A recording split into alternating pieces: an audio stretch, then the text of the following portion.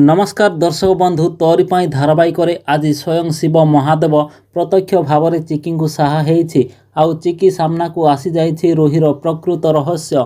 एबे कहानी रे आसीबाकू जाउछि गोटे जबरदस्त ट्विस्ट। चिकी सामना रे आज ठिया होईछि रोहीर मम्मी। हाँ दर्शक बंधु आज चिकी शिव महादेव को प्रतिज्ञा करी मुंडरे विभूति लगे कहब एबे समय आसी जाइछि शत्रुर संहार करने पाई आउ सेइथिपाई तमको ही रास्ता देखेबाकू हबो महादेव। खूब जल्दी यार समाधानर बाट मते देखेबाकू पड़िबो भोलाशंकर।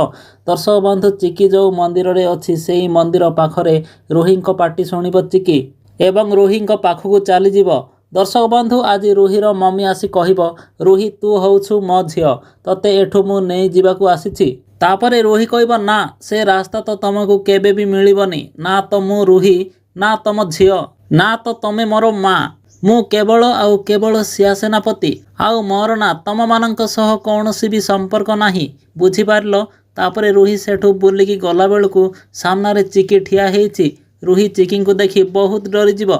चिकी तो रोहीर सब कथा शुणी देइछि एवं चिकी सामना को आसी जाइछि रोहीर प्रकृत परिचय और ता जन्म कला माँ। एबे रोही कुआड़े भी खसिकी जाई पारिबनी।